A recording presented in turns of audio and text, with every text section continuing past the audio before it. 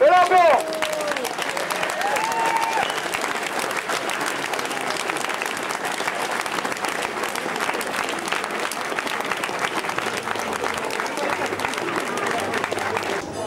Je commence par Galia, ensuite Gaël pour le nouveau parti anticapitaliste et pour le parti lutte ouvrière, donc Pierre et Geneviève. Alors le débat va se dérouler ainsi. Il va y avoir une présentation de 7 à 8 minutes pour chaque organisation et ensuite successivement les orateurs interviendront lors d'interventions de 4 à 5 minutes. Voilà. Donc je commence par donner la parole à Pierre.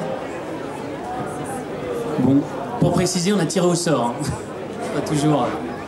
Et ben, pour commencer ce débat, pour l'introduire, on souhaite en fait répondre au titre du débat lui-même qui a été proposé par le NPA et qu'on a accepté tel quel. Pour en profiter pour expliquer ce que sont nos conceptions sur la manière dont il faut militer aujourd'hui et pour que chacun puisse comparer avec ce que le NPA propose en tant qu'anticapitaliste, vu que c'est le terme par lequel vous vous caractérisez. Alors face à la crise, le premier constat qu'on fait, je pense qu'on partage, c'est que la classe ouvrière n'est pas du tout en situation pour offrir une alternative à la crise de la société capitaliste, à sa décomposition. Ça n'a rien à voir avec une histoire de place de la classe ouvrière dans l'économie. C'est toujours la classe ouvrière qui fait tout tourner, tout fonctionner. Même numériquement, elle ne fait que croître. Et nous, on est de ceux, on est marxistes, et donc on pense que c'est la seule classe sociale capable de renverser la société. Non, c'est pas au niveau de sa place dans l'économie, mais au niveau de son poids politique que la classe ouvrière est faible. Il y a bien des raisons à ça, hein. Et le Parti socialiste et le Parti communiste ont une responsabilité en ayant pendant des décennies proposé aux travailleurs comme unique objectif porter la gauche au pouvoir. Et ben en faisant ça, ils ont contribué à démoraliser leurs propres militants, pourtant des travailleurs qui avaient des références de classe, hein, et ça comptait, et ils ont désorienté des millions de gens qui regardaient vers eux. Et dans la montée des idées d'extrême droite, et même des idées réactionnaires en tout genre, et ben ça pèse énormément.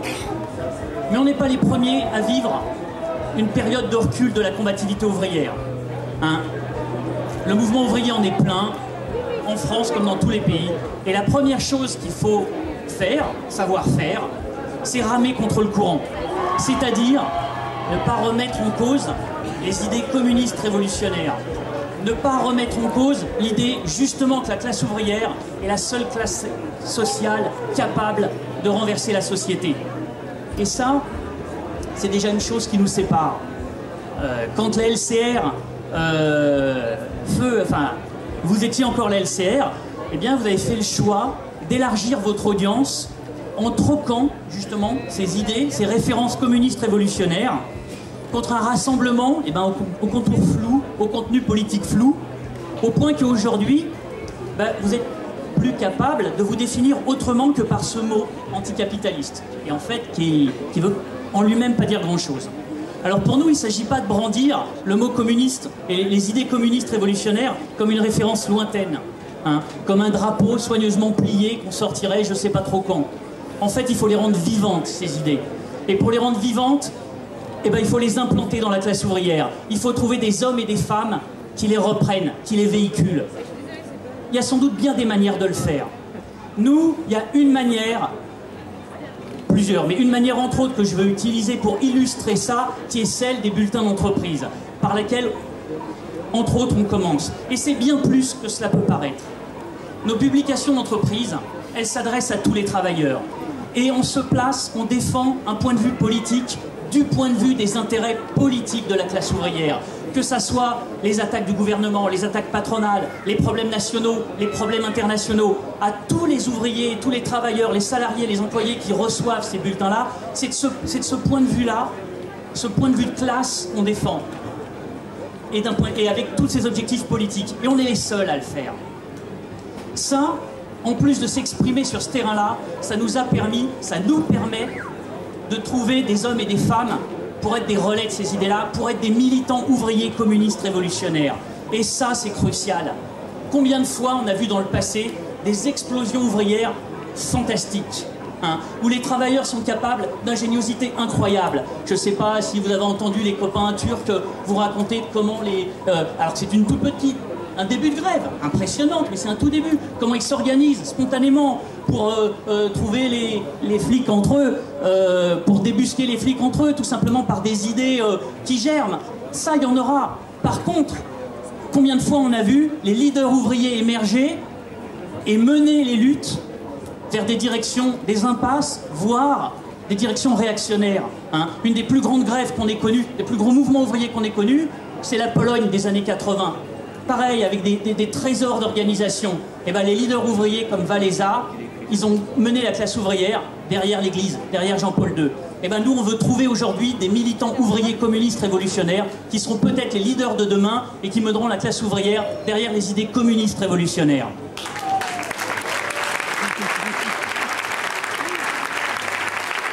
Alors, voilà, je peux filer comme ça. Bien sûr, il y a aussi des dizaines de milliers de militants ouvriers qui ne baissent pas les bras, qui n'ont pas été démoralisés, qui continuent à se battre, et ils ont bien raison de le faire, et qui sont, malgré tout, derrière le Parti communiste, derrière Mélenchon ou d'autres. Bon, et ceux-là, on a quelque chose à leur dire. On a à leur dire que, et ça aussi, ça nous différencie, je pense, enfin, c'est entre vous et nous, sur la démarche qu'on a vis-à-vis de ces militants. Parce que sous prétexte qu'ils sont derrière, ils font confiance au PC ou à Mélenchon, ben vous avez cherché à plusieurs reprises à vous adresser au parti de gauche, au front de gauche, au PC, que ce soit à l'occasion d'élections ou de l'organisation de campagnes communes, comme les manifestations, comme la dernière en date sur l'austérité. Nous, ce qu'on cherche, c'est à s'adresser aux militants, et aux militants plus spécifiquement ouvriers. Par leur situation, ils sont sensibles aux idées de lutte de classe. Et leur parti, le Parti communiste, le Parti de gauche, ils n'exprimeront jamais ce sentiment-là. Et bien nous, on veut être ceux qui l'expriment. On veut être ceux qui formulent ces idées de lutte de classe. On ne s'adresse pas aux dirigeants. Leurs dirigeants, on n'a rien à attendre d'eux, hein. Et par contre, ce qu'on dit aux travailleurs, c'est que même si on a des perspectives générales différentes, eux suivent Mélenchon. Bon, au moins sur quelque chose, Mélenchon ou le PC, sur quelque chose on peut se retrouver, c'est le fait de défendre les intérêts des travailleurs, partir du point de vue des intérêts de la classe ouvrière, défendre les idées de lutte de classe, ne pas se faire avoir par une énième alternative à gauche qui n'a rien à voir avec les intérêts des travailleurs, ne pas se faire avoir par les politiques, les nouvelles politiques industrielles représentées encore mises en avant par les syndicats, la CGT, voilà. Et on pense que ces militants-là, tout en étant toujours derrière le PC, derrière le front de gauche, eh ben, ils peuvent être sensibles à ça et s'en faire eux-mêmes les relais. Et compte tenu de l'état du rapport de force actuel, nous on a, je termine là-dessus, aucune illusion sur notre possibilité d'influer sur le choix des dirigeants des dirigeants réformistes, des Mélenchon et des autres. Et vous, eh ben, en collaborant par en haut à tous ces pourparlers qu'il y a entre partis, le PS, le PC, en cherchant à rajouter une petite virgule par-ci, modifier un paragraphe par-là, eh ben, en fait, vous ne changez rien. Je pense que vous n'avez aucune illusion, en tout cas j'espère, de les entraîner derrière vous. Mais par contre, ce que vous faites, c'est que vous les cautionnez avec votre petit crédit d'honnêteté que vous avez auprès d'un certain nombre de travailleurs. Et ben pour conclure, nous, les tâches qu'on s'impose, elles sont assez simples, hein. C'est de défendre les idées communistes révolutionnaires à contre-courant et de chercher à les implanter coûte que coûte dans la classe ouvrière. Et toutes les énergies, hein, qui veulent se battre contre la société capitaliste, eh ben, elles ne sont pas trop dans ce combat-là.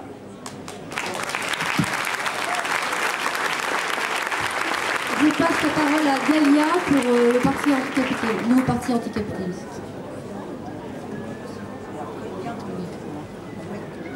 Oui, bonjour, j'espère que tout le monde m'entend. Donc bonjour à toutes et à tous et merci bien évidemment aux camarades de lutte ouvrière qui ont permis que nous soyons présents politiquement à cette fête et qui nous ont invités à débattre. De fait, il y a beaucoup à dire sur la situation. Je sais que On est d'accord sur les grandes lignes, mais je voudrais commencer par cette illustration tragique de l'offensive des classes capitalistes, en prenant l'exemple des réfugiés en Méditerranée qui meurent par milliers, alors que les groupes capitalistes organisent la concurrence entre les travailleurs de tous les pays d'un côté et de l'autre ferment les frontières des pays riches. Et rien qu'à travers cette situation, on comprend que pour ce droit élémentaire de la libre circulation des femmes et des hommes, eh bien, on ne pourrait le mettre en œuvre qu'en s'attaquant à la propriété capitaliste et aux États qui la protègent. Alors, la situation en France, eh bien, évidemment, elle est dominée par le fait que le gouvernement Hollande se fait fort de faire mieux que la droite dans l'offensive contre les droits sociaux et démocratiques des travailleurs. Et je pense que là-dessus, notre analyse est commune. Comme il le fait aussi dans sa politique extérieure, en intervenant au Mali, en Irak, en intervenant en Centrafrique.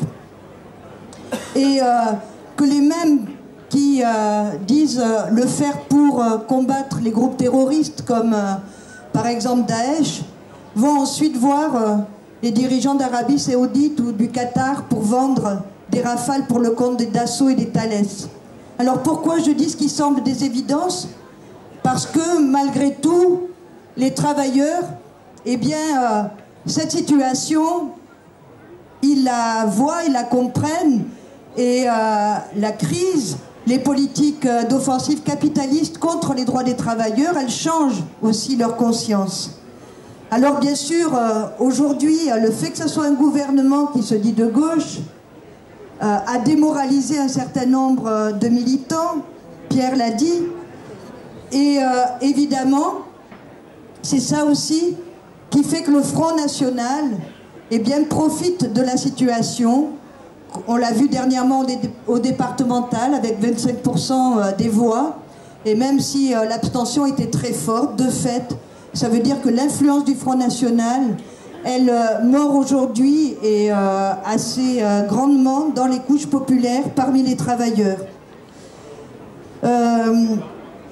Dans l'offensive que mène Hollande, on y reviendra peut-être après pour les luttes malgré tout qu'il peut y avoir, eh bien c'est une offensive tous azimuts, aussi bien contre les droits sociaux avec la loi Macron, la loi Rebsamen, que contre les services publics avec la loi Touraine dans la santé, ou la réforme du collège qui est en train de finir en quelque sorte la destruction du service public de l'éducation nationale. Et tout cela contribue à créer un climat délétère dans le pays, avec en plus un gouvernement qui s'attaque aux Roms, qui distille une propagande xénophobe, s'attaque aussi aux musulmans, et dans la suite du 14 janvier. Alors, face à cette situation, est-ce que tout cela est une fatalité? Est-ce que c'est une fatalité, par exemple, que le Front National continue sa progression, comme c'est bien son intention, y compris jusqu'à arriver au gouvernement? Nous, on ne le pense pas, et je pense que les camarades de lutte ouvrière non plus. Il n'y a pas de fatalité, parce que de fait, il y a une possibilité d'inverser le cours des choses. Et c'est bien la seule solution pour enrayer la montée du Front National et des idées réactionnaires. C'est une contre-offensive du monde du travail, de la jeunesse. Et c'est ça notre tâche aujourd'hui essentiellement. Bien sûr qu'il faut aussi gagner des travailleurs, des jeunes aux idées du communisme et du socialisme. Mais ça, c'est impossible de le faire sans en même temps travailler à partir des points d'appui qu'on a dans la situation, travailler à regrouper autour de nous les jeunes, les militants, les travailleurs qui ont conscience de la nécessité d'une contre-offensive d'ensemble du monde du travail, tisser des liens démocratiques avec eux. Et pour ça, contrairement à ce que Pierre a dit, nous on pense qu'il faut mener le débat publiquement avec toutes les forces syndicales et politiques qui influencent les travailleurs. Oui, on doit mener le débat publiquement avec le Parti communiste, avec le parti de gauche, bien évidemment, sans aucune illusion sur leurs objectifs politiciens. Tout le monde sait que le Parti communiste, qu'il veut avant tout, c'est sauver ses élus. Et pour ça, il a fait, et il continuera à le faire, des alliances avec le PS. Tout le monde sait que Mélenchon gère le parti de gauche en fonction de son ambition présidentielle et que nos idées sont vraiment très loin. Mais les uns et les autres, comme les syndicats, comme nous le faisons dans nos organisations syndicales, eh bien nous menons ce débat public pour discuter des moyens que les travailleurs, la jeunesse peuvent employer pour inverser le cours des choses. Et c'est ce que nous avons essayé de faire avec plus ou moins de succès dans le collectif 3 contre l'austérité, dans le collectif de défense des hôpitaux, dans nos syndicats, partout où nous sommes. Et personne ne peut aujourd'hui militer dans les syndicats sans se rendre compte que de fait les syndicats sont traversés par des débats qui portent sur la manière dont par exemple les directions syndicales sont engluées dans une politique de dialogue social qui est un vrai jeu de dupes. On a vu au dernier congrès CGT de la santé la direction du syndicat se faire débarquer et une autre direction être mise en place parce qu'il y avait un mécontentement des militants syndicalistes qui non seulement refusaient le déni démocratique, mais également portaient le problème de la lutte à mener contre le gouvernement. Les camarades pourront aussi peut-être parler des congrès qui ont eu lieu dans le syndicat de Sud, PTT, etc. Mais partout sur nos lieux de travail, d'études, dans nos quartiers, il y a des discussions à mener. Nous devons nous donner comme perspective de regrouper tous ceux qui veulent résister, tous ceux qui veulent combattre la politique du gouvernement, de la droite et de l'extrême droite. Alors, je ne sais pas combien de temps il me reste. Un peu plus de 2 minutes.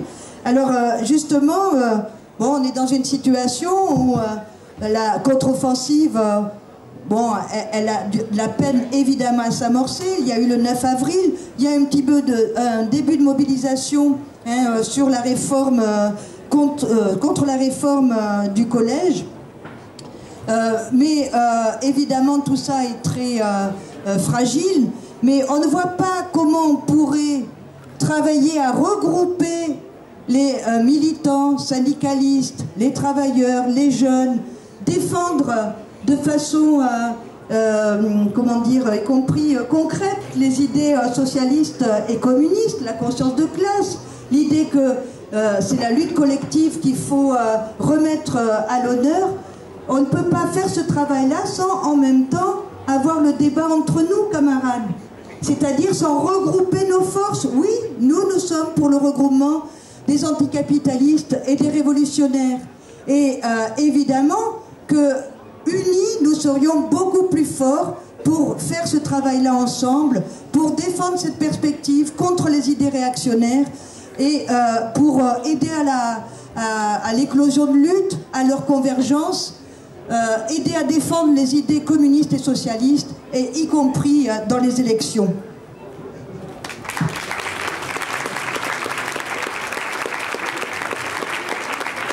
Je passe la parole à Geneviève pour Lutte ouvrière. Mais bon, ben, je crois qu'on est dans le vif du sujet. Voilà, les différences, elles sont assez évidentes. Est-ce que le problème aujourd'hui, c'est de regrouper tous ceux qui veulent combattre la politique du gouvernement, de la droite et de l'extrême droite, je crois que c'est ce que tu as dit, pour une contre-offensive, dans des collectifs, anti-austérité, je sais pas quoi, la 3, etc., et militer dans les syndicats. Ben oui, face à ça, on dit, c'est pas ça le rôle des révolutionnaires. Non, on a une autre tâche et on est les seuls à pouvoir le faire. Cette tâche, c'est d'offrir une perspective révolutionnaire. Une contre-offensive, bien entendu, il faut défendre cette idée, évidemment, il faut parler des luttes, il faut faire renaître cette conscience, mais vous savez, les luttes, l'explosion de colère de la classe ouvrière, et on le sait tous, c'est pas les révolutionnaires qui décident de ça. Voilà, quand est-ce que la classe ouvrière, elle va se mettre en bagarre? Quand est-ce qu'elle va retrouver confiance dans ses propres forces? Quand est-ce que ça va exploser? Et bien ça dépend du moral de la classe ouvrière. Les militants, ils ont un rôle là-dedans. Mais ce n'est pas les révolutionnaires qui décident de remonter des luttes. En revanche, les révolutionnaires, ils ont un rôle politique à jouer. Les militants révolutionnaires dans les entreprises, ceux qui pendant des années ont milité pour défendre des idées, non pas dans les collectifs seulement, non pas dans les syndicats seulement, mais en s'adressant à tous les travailleurs. Ça, c'est une sacrée différence. Et je fais une parenthèse parce qu'on a l'air de dire que c'est la même chose. Mais non, c'est pas la même chose. Oui, il faut une volonté politique, une volonté organisationnelle pour le faire. C'est pas pour rien que, je suis vraiment désolée, mais ni le NPA, ni la LCR avant, même quand vous avez discuté par moment de vous tourner vers les entreprises, ben vous n'êtes jamais arrivé de façon permanente. Voilà, vous n'êtes jamais arrivé à avoir une présence politique. Moi, je ne parle pas seulement d'une présence syndicale. Je parle de défendre un point de vue politique régulièrement dans la classe ouvrière. Vous n'y êtes pas arrivé, c'est même pas un reproche, c'est un constat. On vous trouve même une excuse. C'est parce que c'est vrai, on ne peut pas faire ça et en même temps, tous les combats, Notre-Dame-des-Landes, Sivins, et je dois en oublier. Non, pour faire ça, il faut que ce soit un objectif essentiel des révolutionnaires. Et ça, c'est important.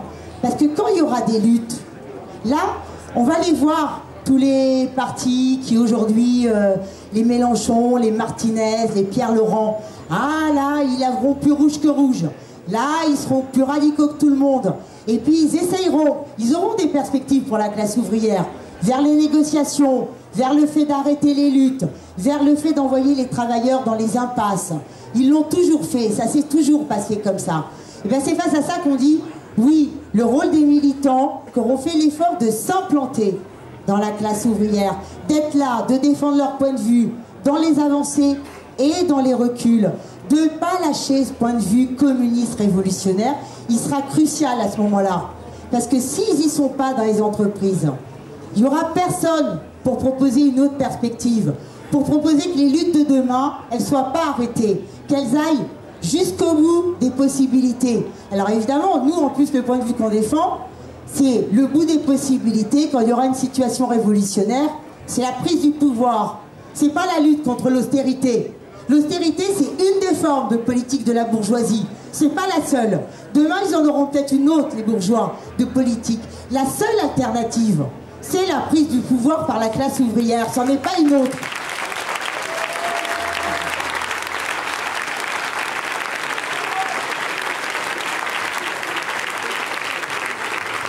Et ça, les camarades, c'est différent. Et nous, ce qu'on dit, bien sûr, il faut participer à toutes les luttes. Ça, c'est une évidence, on est tous d'accord. Ça se pose même pas comme question. En revanche, les militants politiques révolutionnaires, qu'est-ce qu'ils doivent avoir comme orientation? Et bien, cette orientation, c'est de défendre ces idées communistes au sein de la classe ouvrière. Parce qu'on est marxiste. Parce que les idées communistes, c'est pas des vieilles idées. C'est pas des idées mortes. Les idées communistes, c'est le produit de toute l'histoire du mouvement ouvrier, qui nous ont au moins appris une chose, alors nous, celle-là, on l'a retenue, c'est que c'est la classe ouvrière qui pourra changer la société. Et donc, c'est en militant en son sein que demain, il y aura des perspectives pour la société. Et ça, oui, il faudrait que tous les militants qui ne veulent pas seulement contester, être anticapitalistes, mais être pour quelque chose, pour une autre société, pour renverser la bourgeoisie, pour l'exproprier, et bien qui militent dans cette perspective politique-là.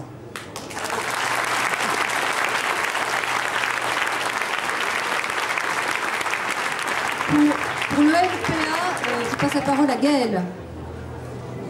Ouais, alors moi ça fait une vingtaine d'années que je participe à cette fête et on est, comme l'a dit Galia, reconnaissant qu'on puisse en discuter ici politiquement. Mais je m'étais dit, il y a une semaine de ça, je m'étais dit, ça se trouve, on va peut-être casser avec la dynamique habituelle un peu des débats NPA-LO ou LCR-LO. Éviter d'être un peu trop dans la caricature, parce que, très franchement, j'ai pas trop envie de le faire, je l'ai là. Mais si je me mets à relire des déclarations faites par les camarades de lutte ouvrière lors des élections municipales de 2008 sur les rapports avec la gauche traditionnelles et les unions qu'il y a eu, très franchement Geneviève, on pourrait en discuter largement, mais c'était quand même autre chose que ce qu'on entend ici dans ce débat. Donc on va peut-être éviter un certain nombre de caricatures entre nous. La centralité de la classe ouvrière, eh bien on en voit tous l'importance. Je ne sais pas dans quelle boîte vous bossez, moi en tous les cas c'est à la Poste. Et on essaye maintenant depuis des années d'y avoir une intervention politique, pas simplement syndicale, au travers de bulletins, au travers de comités, d'entreprises, parce qu'effectivement c'est un élément qui est central si on a envie de reprendre un petit peu les rênes de cette société, le contrôle sur nos vies. Mais la discussion, c'est justement évitons les caricatures. Alors Pierre nous donnait au moins le crédit, disait on a un petit crédit hein, qu'on gaspille. Mais moi j'ai envie de dire, j'ai entendu hier et j'ai lu dans Le Monde la déclaration de Nathalie Arthaud, j'ai trouvé qu'elle allait quand même un petit peu fort de café. Parce que là c'est même pas qu'on a un petit crédit, c'est que directement on est passé de l'autre côté du cheval.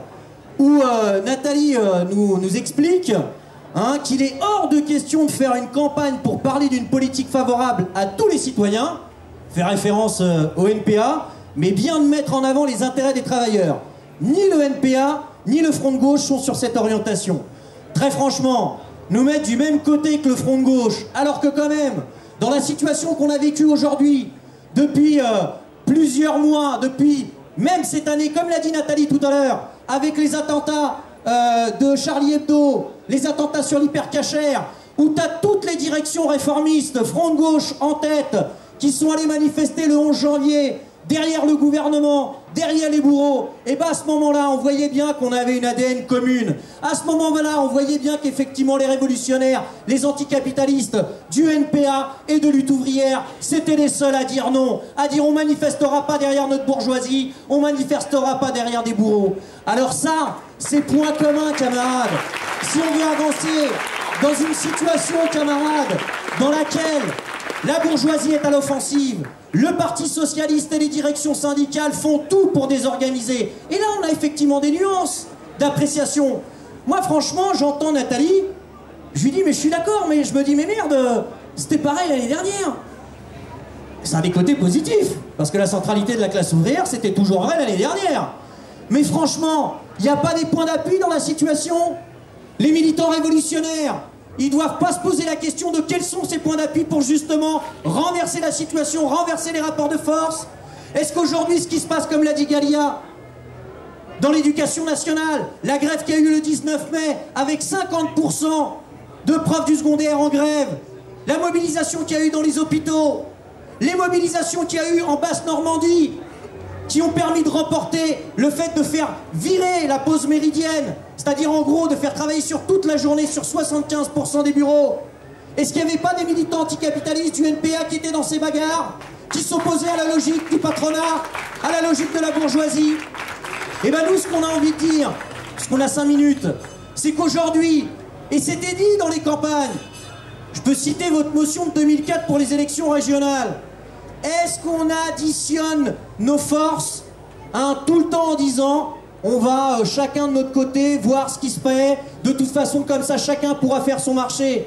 Nous aujourd'hui dans les boîtes, on dit que ce soit dans l'automobile, que ce soit la poste, dans l'éducation nationale, l'enjeu numéro 1, notre préoccupation numéro 1, ça devrait être, camarades, de se poser la question de comment on fait face à ce gouvernement, comment on fait justement les révolutionnaires pour regrouper plus largement, parce qu'on le sait bien. Enfin, je veux dire, vous-même, vous n'êtes pas si caricaturaux. Il n'y a pas simplement les militants, les cadres révolutionnaires, les militants professionnels qui interviennent dans les entreprises. On sait qu'il y a des niveaux de conscience différents et qu'à ces niveaux de conscience différents correspondent des formes d'organisation différentes.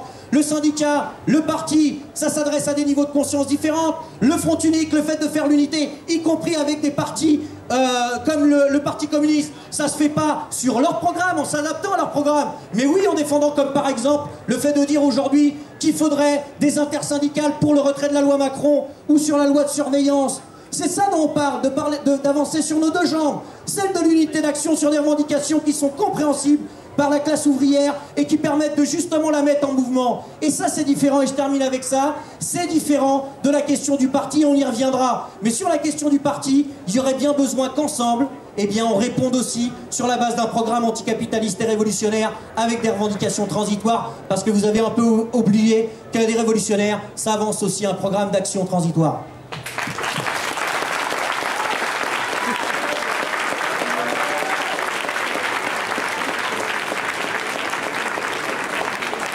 Je repasse la parole à Pierre pour Lutte ouvrière.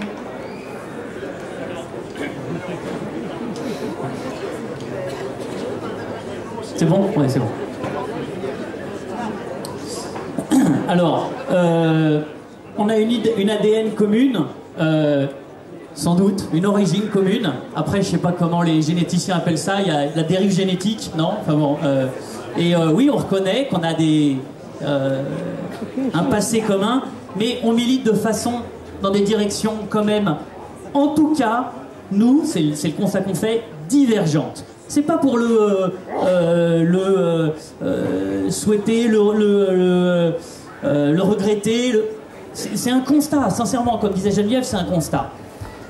Vous parlez, alors là c'est vrai, la fête de Hello, Unité, tout ça, Gaël, tu dis on peut faire des débats Hello-NPA. Oui, à la fête de Hello. Débat NPA-Hello à la fête du NPA, je connais pas. Je connais les débats de l'alternative à gauche, dans lesquels vous nous avez invités parfois même on n'y est pas allé, mais des débats NPA-Hello à la fête du NPA, je ne crois pas que ça ait jamais existé. Donc, bon, voilà, juste pour remettre à un certain niveau les choses de leur place. En fait, là où on raisonne très différemment, c'est que dans vos histoires, derrière les termes de je sais pas quoi, enfin, si, mesures transitoires, tout ça, bon. En fait, vous raisonnez en disant il faut une alternative à gauche. Alors, dans votre parti large, NPA très vaste, il y a ceux qui disent l'alternative à gauche, c'est avec Mélenchon.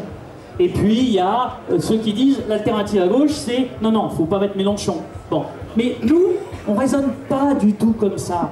Parce que droite, milieu, gauche, tout ça, c'est un arc-en-ciel de politique bourgeoise. De politiques qui sont toutes dans les intérêts de la bourgeoisie, dans les intérêts des capitalistes. Et c'est pas une alternative à gauche qu'il faut, c'est une alternative du point de vue de classe, des intérêts de classe, parce que les intérêts du camp des travailleurs, ils sont jamais exprimés, jamais, ou en tout cas, à part nous, quasiment rien. Tu vois, c'est, tu dis la centralité de la classe ouvrière, bon, je sais que c'est un terme que vous aimez bien, nous c'est pas ça. C'est l'indépendance des intérêts de la classe ouvrière, l'indépendance de la politique de la classe ouvrière. Et c'est ça que vous oubliez dans tous vos raisonnements sur il faut s'allier, il faut faire je sais pas quoi, c'est que aujourd'hui, ce dont on pâtit, la faiblesse, c'est que la classe ouvrière, elle n'a pas de politique propre. Aujourd'hui, regardez, dans toutes les manifs qu'on voit, tout ce qu'on veut, toutes les corporations que vous voulez, tout sauf les travailleurs. Donc en fait, dans tout ce qui bouge, c'est vrai, il y a des endroits où ça bouge, bon, ben, c'est pas les travailleurs. Eh ben, accrocher des wagons, se dire, tiens, là, ça bouge, suivons, alors tu as parlé des postiers, bon, ça c'est encore autre chose, les travailleurs, ils se battent, ils se défendent. Bon, ils défendent leur beefsteak, mais moi j'ai en tête Notre-Dame-des-Landes dans lequel votre parti s'est investi. Bon, très bien, construire ou pas un aéroport, je dis pas, et puis comment dire, ça doit sans doute avoir de l'importance pour tout un tas de gens, mais qu'est-ce que l'intérêt du camp des travailleurs a à voir avec ça, surtout aujourd'hui où il est extrêmement faible. Et donc vous faites comme si il y avait une force, vous en l'occurrence, qu'il représentait. Mais non, il n'y a pas. Il faut la construire, cette force. Il faut construire une force autonome du camp de la classe ouvrière. Et c'est pas une formule abstraite, c'est trouver des militants en chair et en os, des hommes, des femmes, qui sont convaincus de ça. Bon, et cette tâche-là, on ne peut pas la sauter, la zapper. C'est ce que vous faites. Et donc, du coup, vous en venez à filer le train, parce que vous ne pesez pas, vous filez le train à d'autres... Vous filez le train à des luttes qui ne sont pas des luttes sur le terrain de la classe ouvrière.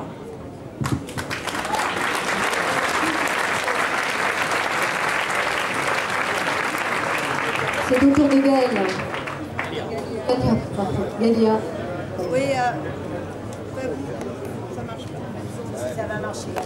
Bon, moi personnellement, je vais peut-être vexer les camarades, mais je trouve ça un peu affligeant de dire des contre-vérités aussi grosses à propos de la politique du NPA. Enfin, à croire que les camarades ne lisent pas ce qu'on écrit, les textes qui ont été votés à notre congrès, dans lesquels ils peuvent chercher. Il n'y a nulle part l'idée d'une alternative à gauche. Donc, je ne vois pas, il faut quand même, quand on discute les uns avec les autres, un petit peu se renseigner sur la politique qu'on défend, parce que là, c'est une caricature.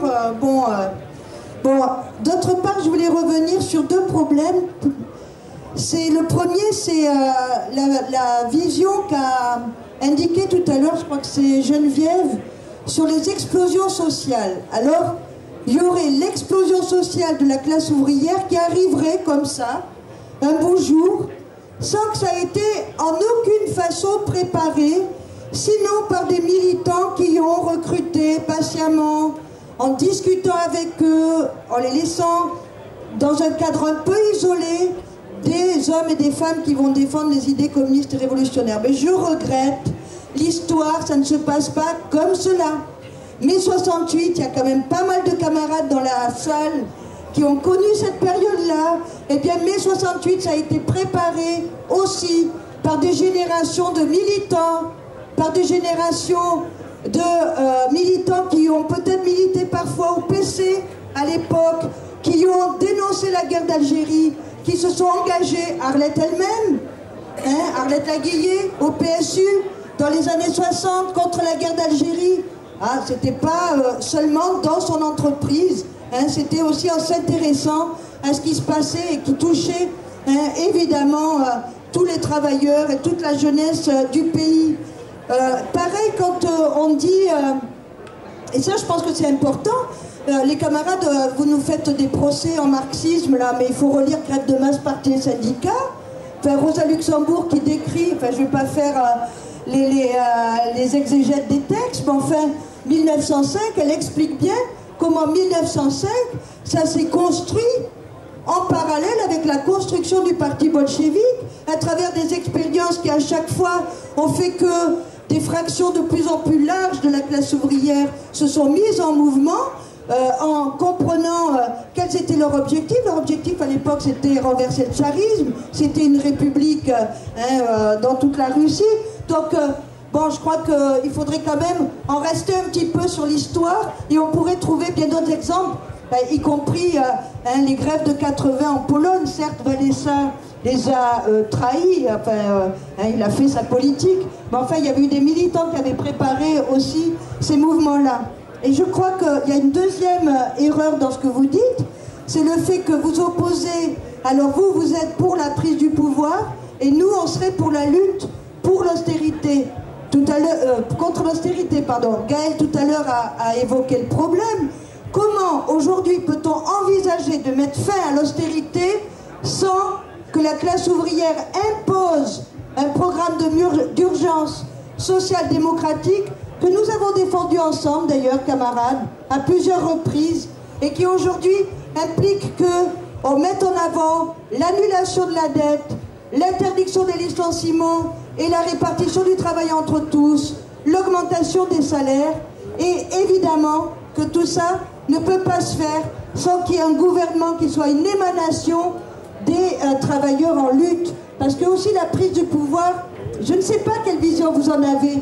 Il faut en avoir une vision, elle est un peu formule algébrique aujourd'hui, puisque de fait il n'y a pas de situation où, sauf à une échelle très locale, comme les camarades en Turquie viennent de le raconter dans un précédent forum, mais sinon, la prise du pouvoir, eh bien, évidemment que c'est à travers une grève générale, des formes d'auto-organisation de la classe ouvrière et des comités de grève, des coordinations de comités de grève qui... comment ? Oui, si tu veux des soviets, ça ne pose pas de problème, hein, de quelque façon qu'on l'appelle. Le problème, c'est d'être compris par les travailleurs, hein, et pas forcément de chercher... mais bien sûr, oui, des formes de soviets qui mettront en place un gouvernement de rupture avec le capitalisme. Donc je crois qu'on ne peut pas séparer la lutte contre l'austérité de la lutte pour le pouvoir de la part de la classe ouvrière.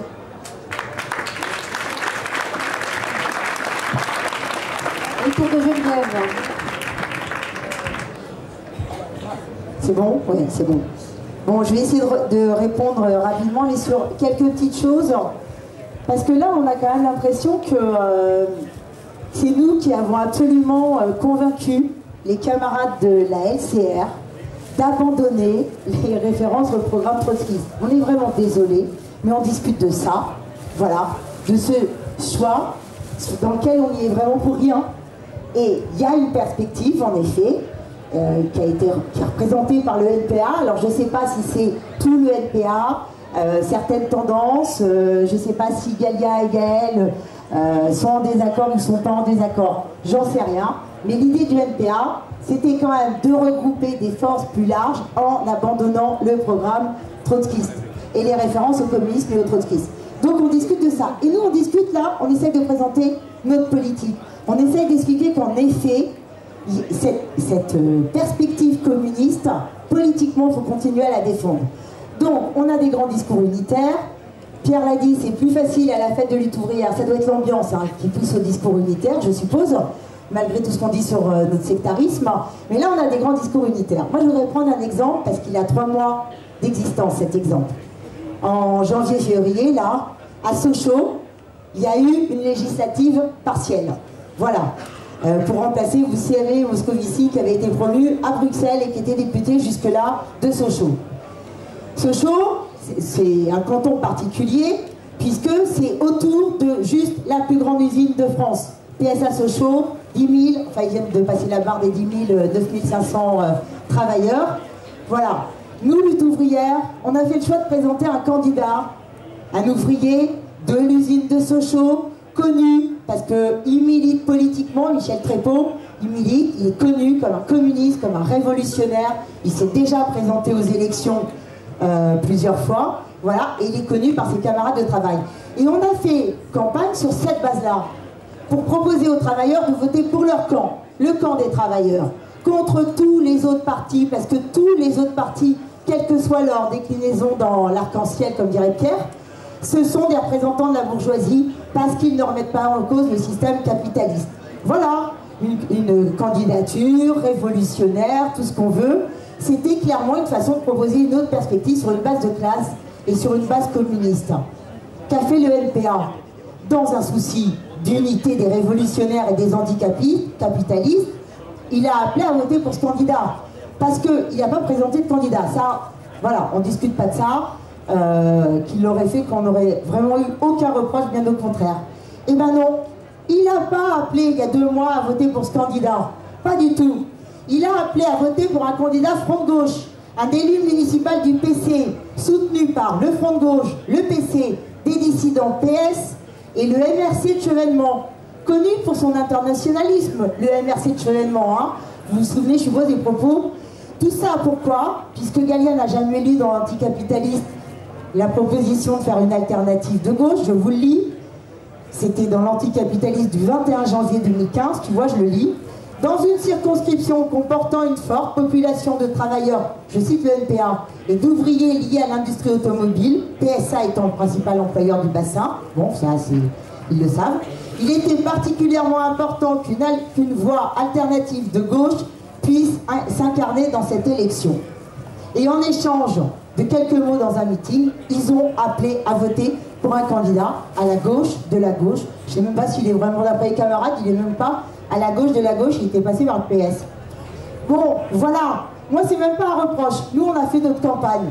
Voilà, et on a continué dans les élections la même politique qu'on mène le reste du temps. Ce qu'on veut dire là-dedans, on fait un constat, oui, il y a une différence. Alors on peut faire des grands discours unitaires, mais il y a une réalité, c'est que c'est 2 politiques différentes. Présenter le camp des travailleurs, présenter une perspective communiste, révolutionnaire pour les travailleurs, qui parle en effet des luttes, qui parle de la nécessité de ces luttes, ou courir le train après le front de gauche, et là je suis désolée, pour une fois, c'est pas nous qui le disons, c'est à peu près toutes vos tendances lors de vos derniers congrès. Vous avez fait le constat qu'il y avait un problème au NPA, vous filez le train au front de gauche. Ça, pour une fois, c'est pas nous qui le disons. Eh bien oui, parce qu'il y a une logique là-dedans. Cette logique, c'est cette histoire de vouloir chercher un raccourci, à la construction d'un parti en essayant de regrouper des forces qui ne sont pas révolutionnaires et qui ne le seront jamais. Et bien nous, on fait un autre choix, c'est de militer sur le terrain politique de la classe ouvrière.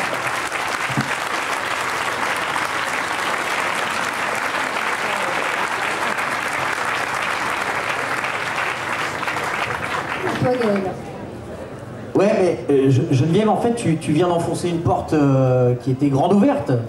Oui, dans le NPA, il y a eu toujours des débats autour de nos rapports avec le Front de gauche et avec les réformistes. Bon, je veux dire, ça n'a jamais été caché. Et justement, puisque tu citais, et je t'en suis gré, la date de cet article, le 21 janvier, c'est bien pour ça que démocratiquement, dans notre congrès, et pas la somme des tendances, mais une majorité des camarades du NPA ont voulu tourner la page. Ils ont voulu tourner la page de rapport avec le Front de gauche et avec les réformistes. Et la discussion qui s'ouvre maintenant, c'est celle de justement, qu'est-ce qu'on fait maintenant? Je sais pas si tu as eu, parce que on vous invite pas à nos fêtes, on fait qu'une fête à Paris, malheureusement on n'a pas un joli château. Mais par contre on vous invite au congrès. Mais sur la motion qui a été adoptée sur les élections, cette motion, je vais te la lire quand même, pour l'ensemble des camarades, elle est de dire: le Front de gauche ou ses composantes nous ont d'ores et déjà sollicités. Nous sommes ouverts à des discussions avec le Front de gauche, ses composantes ou avec Lutte ouvrière, mais aussi avec des forces locales sur la situation politique, concernant les moyens d'inverser le rapport de force en faveur des travailleurs et des classes populaires. Ce faisant, nous cherchons l'unité d'action contre le patronat et le gouvernement Hollande.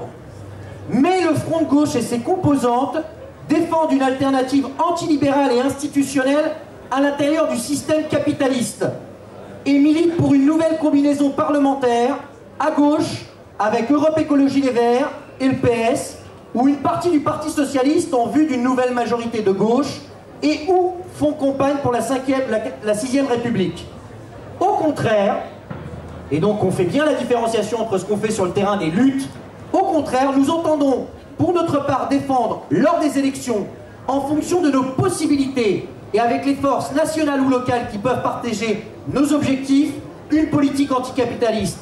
Pour ces raisons, nous rejetons la possibilité d'accords programmatiques et électoraux avec le Front de gauche et ses composantes aux élections départementales et régionales de 2015, présidentielles et législatives de 2017. Dès maintenant, nous nous préparons à présenter une candidature anticapitaliste et révolutionnaire pour l'élection présidentielle de 2017. Ça, c'est la motion qui a été adoptée par 65% des camarades du NPA. Et c'est à partir de cette motion, camarades, qu'il faut qu'on discute. Et très franchement, nous, on n'a pas envie de discuter que d'élections. Parce que tu dis, oui, il y a ce qui se passe dans la classe ouvrière ou dans les mobilisations. Je ne vais pas parler de la poste parce que sinon ça va faire un peu trop corpo. Bon. Mais même les cheminots, l'année dernière, il y a eu un mouvement important au niveau des cheminots, sur une semaine de grève reconductible. On aurait bien aimé à ce moment-là que nos directions respectives se rencontrent pour discuter de quelle politique mener dans le cadre de cette grève, pour discuter de comment étendre cette grève et cette mobilisation face aux directions syndicales, de comment bagarrer ensemble dans les assemblées générales de cheminots face aux directions syndicales, qu'elles soient d'ailleurs de Sud ou de la CGT, avec des niveaux différents, mais avec des confrontations également dans ces assemblées générales avec ces directions syndicales. Et là-dessus, on a vu, y compris sur la région parisienne, qu'on avait des débats parfois entre nous sur comment on auto-organisait les travailleurs. Ou par exemple, on a eu le débat sur la région parisienne de la nécessité de mettre en avant l'Assemblée Générale, l'AG des AG, pour justement ne pas simplement suivre les AG gare par gare sur la région parisienne, qui étaient dirigées par les directions syndicales, mais pour arriver à regrouper les secteurs combatifs. Et bien là-dessus, on a eu de fait eh bien, des désaccords entre nos militants qui intervenaient dans ces boîtes sur la façon d'aujourd'hui intervenir. Et bien c'est ces débats-là qu'il faut qu'on approfondisse. Parce que justement, on est des militants de chez vous et des militants de chez nous, victimes de la répression. La répression patronale parce que justement, vos militants et les nôtres, que ce soit dans l'automobile avec Jean-Pierre Mercier qui s'est pris une mise à pied, ou des camarades à la Poste qui ont été révoqués comme Yann qui a fait un débat hier, eh bien il serait bien utile, et c'est pas faire l'unité pour l'unité, c'est que nos directions, nos secteurs, nos copains de boîte qui justement arrivent, et c'est l'exception dans certains coins, à travailler ensemble, comme à Renault-Cléon, où ils animent le syndicat CGT, où c'est l'un des rares syndicats qui a encore la majorité absolue, et c'est les copains du NPA et de Lutte ouvrière. Nous, ce qu'on dit aujourd'hui, c'est que ce qu'il faudrait, camarades, au-delà des caricatures des uns et des autres, au-delà des interventions au sein de la classe ouvrière, que l'on mène les uns et les autres, parce qu'en réalité, franchement, quand Olivier Besancenot intervient à la télévision, ou lorsque Nathalie Arthaud intervient, est-ce que vous pensez que nos milieux respectifs, nos collègues respectifs, ont l'impression que ce sont deux choses différentes, qu'ils ont l'impression que justement, ils défendent pas le même camp, le camp des travailleurs? Et bien aujourd'hui, camarades, il nous semble, sans même parler des élections, parce qu'on voit bien l'offensive qu'on se prend sur la tête, qui aurait besoin, parce qu'on n'est pas trop à se battre, comme l'a dit Nathalie tout à l'heure, sur la liberté de circulation, l'ouverture des frontières, sur la question de l'interdiction des licenciements, la nécessité du contrôle des entreprises, sur la fait qu'aujourd'hui il y a des boîtes qui ferment un peu partout. Eh bien aujourd'hui, c'est ce qu'on vous propose, parce que justement, nos organisations, les vôtres comme les nôtres, elles ne sont pas des monolithes, elles évoluent, elles discutent, elles débattent en fonction de la situation. Et aujourd'hui, il y a une nouvelle situation qui s'ouvre et qui se pose à vous. Et cette nouvelle situation, vous ne pouvez pas prendre les débats comme vous les avez toujours pris il y a 10 ans en arrière. Parce que justement, oui, on a fait des discussions et oui, on a tranché très clairement sur comment on se positionnerait sur les prochaines échéances électorales avec les organisations du Front de Gauche et ses composants.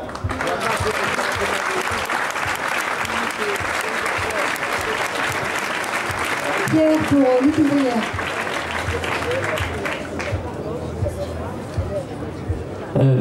Bon alors juste pour, je sais pas si c'est pour détendre l'atmosphère, mais juste une petite remarque pour Gaël. Pour faire une fête comme celle-là, c'est pas un château qu'il faut, ça le château ça compte pas. Il faut une organisation avec des militants qui la montent.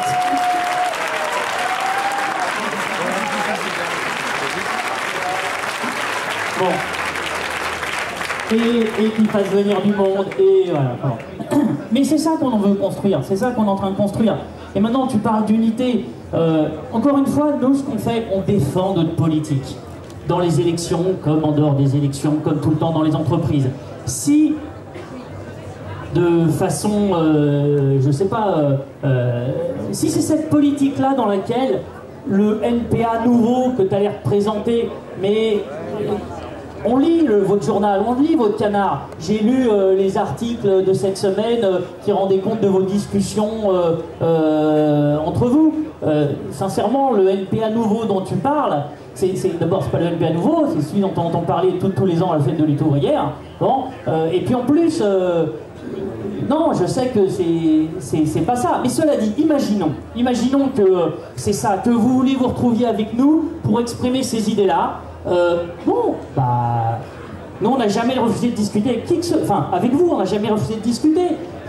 Mais cela dit, voilà, point barre. Et quand tu regardes ce que vous écrivez dans votre canard, et puis, bon, bah, on n'entend pas ça. On entend, et puis la motion dont tu parles, je suis désolé, mais c'est tout un tas de tiroirs ouverts, hein. Le front de gauche, les machins, bah nous c'est pas ça qu'on veut. C'est être indépendant, pas de la gauche, pas de ses partis, indépendant d'un point de vue social, le camp des travailleurs. Bon. Et d'ailleurs là-dessus, je voudrais juste prendre un exemple pour illustrer, parce que Galia l'a évoqué au début, et on peut en parler, c'est quand nous on parle, on dit qu'on veut, qu'on prend le point de vue des intérêts de la classe ouvrière. Prenons l'exemple de la lutte contre les idées réactionnaires. On n'a pas d'illusion. Il n'y a pas de recette pour faire reculer le Front National, ou alors celui qui l'a, faut qu'il la sorte, hein, bien vite. Ou plutôt, la réalité, c'est s'il y avait une classe ouvrière combative, hein, qui par ses luttes mettait à la place des divisions entre travailleurs que le Front National et tout un tas de partis réactionnaires véhiculent, mettaient les divisions sociales entre exploiteurs et exploités, c'est ça qui ferait reculer le Front National. Bon, le problème c'est que ni vous ni nous, on peut les provoquer, les engendrer. Par contre, ce qu'on peut faire, c'est défendre un certain point de vue contre ces idées-là. C'est-à-dire, on peut s'adresser aux travailleurs qui se font avoir par les sirènes de l'extrême droite. Hein. Je ne parle pas des racistes crasseux, mais des gens qui croient qui pensent Marine Le Pen, on l'a pas essayé. Et bien leur dire que d'un point de vue de travailleur, ils se tirent une balle dans le pied. C'est pas leur camp qu'ils défendent, c'est des idées. Leur camp, ils sont en train de le saboter. Bon.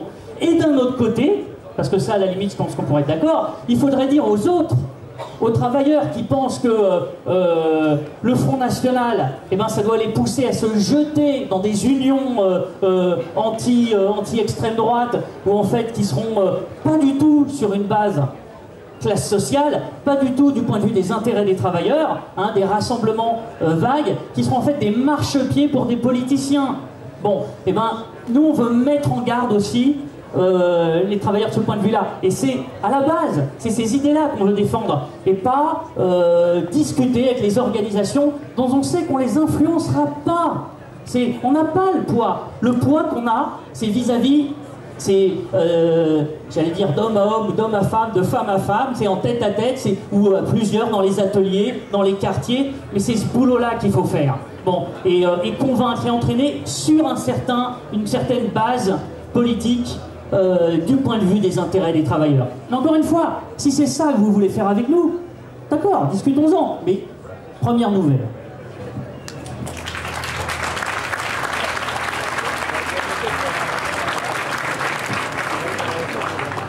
À toi, Galia.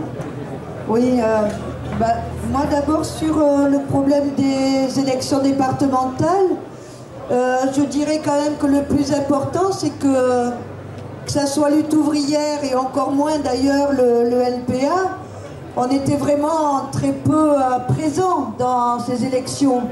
Et ça donne quand même, comment dire, une importance relative à une certaine concurrence entre nos deux organisations. Enfin, je crois que quand le Front National est capable d'aligner 1900 candidats, peut-être que le NPA et Lutte ouvrière, on pourrait se poser le problème de savoir comment on peut aligner un certain nombre de listes de candidats qui défendent la perspective à la fois de la lutte contre l'austérité et du pouvoir de la classe ouvrière, des idées socialistes et communistes. Bon, bien sûr que la fête c'est très bien, mais nous on s'en réjouit, on n'a pas de problème. Vous avez mal compris la boutade de Gaël sur le château, c'était une petite plaisanterie. C'était vraiment pas un problème, mais bien sûr qu'on sait bien que la fête ce sont des efforts militants. Mais la question, par exemple, moi je vois dans la réforme du collège, j'aurais bien aimé que les camarades de Lutte ouvrière ils soient plus nombreux. Parce que c'est une des occasions, quand on est dans des établissements et qu'on milite pour expliquer le fond de la réforme, alors que beaucoup en font simplement une question de langues anciennes ou d'allemand, ce qui a d'ailleurs son importance aussi.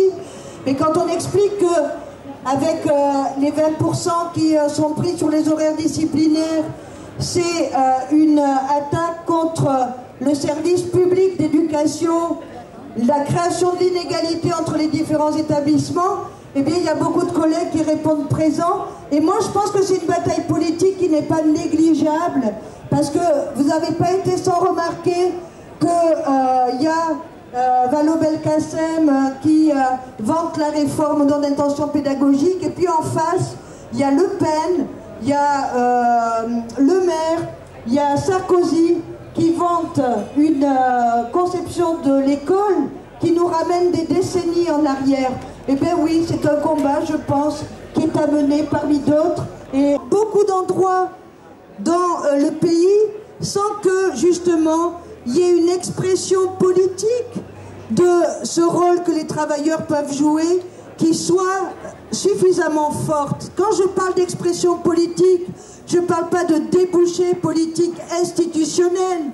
Je parle de l'expression politique qui est qu'il y a un parti qui affirme ce que Pierre ou Geneviève vous affirmiez, mais ce que Gaël ou moi aussi on affirme, c'est-à-dire le rôle indispensable que peut jouer la classe ouvrière dans la transformation de la société. N'allez pas faire croire qu'en passant de la LCR au NPA, on a perdu quoi que ce soit de cette idée-là. C'est un pur mensonge et c'est une pure manière de se voiler la face. Et je crois que ça ne résout absolument pas nos problèmes. Alors ça peut vous conforter dans l'idée que oui, vous allez continuer avec la politique du bouton de veste pour recruter femme après femme et homme après homme, mais un parti révolutionnaire, je regrette, ni nous, ni vous n'avons de fait nos preuves, mais moi je suis persuadée, nous on est persuadés que ça ne se construit pas dans l'isolement. Je ne vois pas comment les militants qui ne sont pas en mesure de se confronter politiquement avec des militants du PC, du PG, qui ne vont pas dans les réunions où il y a des débats qui traversent la classe ouvrière, pourront être plus à même de convaincre des assemblées générales de grévistes ou des soviets par exemple. De fait, même la classe ouvrière en mouvement, elle sera traversée par des idées réformistes, par des perspectives qui sont des illusions, mais c'est pas en leur disant « Ah, vous voyez ceux-là, ils sont des marchands d'illusions », mais c'est justement en regroupant à chaque étape une fraction toujours plus large de la classe ouvrière sur la base de ce qu'on est en mesure de faire, de changer dans la société et de faire à travers les luttes. Et je crois qu'il n'y a pas vraiment de leçons à donner de la part de personne.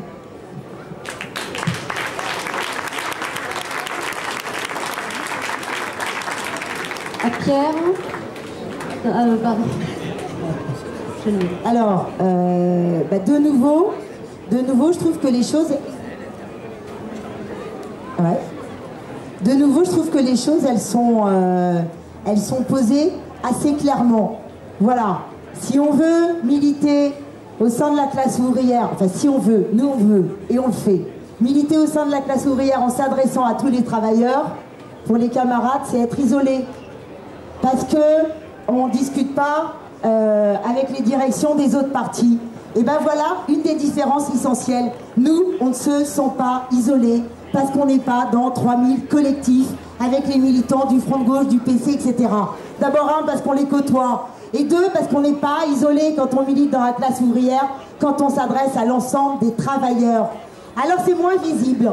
Ah oui, ça fait moins de proclamations, ça permet moins de faire des grandes déclarations sur l'unité, le collectif machin qu'on a construit, etc.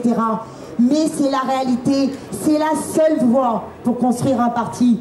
Alors, c'est en général la caricature, en effet, qu'on nous oppose. Le côté, on veut gagner les travailleurs un à un, on veut gagner les jeunes un à un. Oui, dans cette période, on dit quelque chose de particulier. On dit, même dans cette situation de recul, aujourd'hui, il est possible de gagner des travailleurs, des jeunes, sur la base du programme trotskiste. Alors, parce qu'on dit que c'est pas la même chose de le mettre en avant, de le dresser comme un drapeau, le programme trotskiste, ou de ne pas le faire en se mettant derrière anticapitaliste, on n'accuse de rien. Je le redis, on n'accuse pas, on fait un constat. C'est pas le même drapeau. Le programme trotskiste, c'est 2 siècles d'histoire du mouvement ouvrier. C'est des idées vivantes. C'est les idées marxistes. En effet, oui, il faut les étudier parce qu'elles disent des choses. Et moi, je conseille aux jeunes de les étudier. Et ils verront que c'est pas du tout ni ringard, ni trop vieux. Il faut passer aux idées neuves, etc. À l'éco-socialisme. Les idées marxistes, elles sont vivantes parce que derrière chacune de ces idées, il y a des luttes réelles, il y a des expériences. Il faut un parti de type bolchevique pour prendre le pouvoir, pas un regroupement des forces à la gauche de la gauche. Il y a eu une révolution.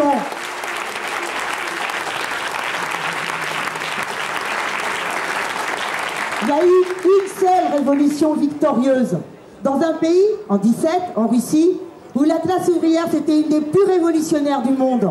Elle a construit toute seule les soviets. Elle a abattu le tsarisme toute seule. Et bien pour prendre le pouvoir, pour l'arracher à l'ensemble des partis bourgeois, qui à l'époque disaient révolutionnaires, il a fallu 6 mois, 8 mois, qu'un parti, le parti bolchevique, pendant 8 mois, il mène une politique pour convaincre les travailleurs de l'arracher ce pouvoir.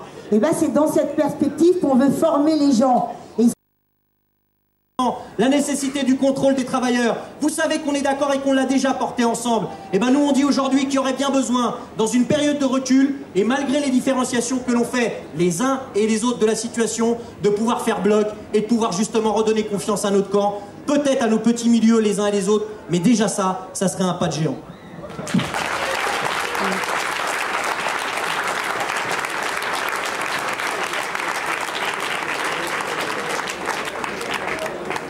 Bien écoutez, ce débat et l'ONPA s'achève.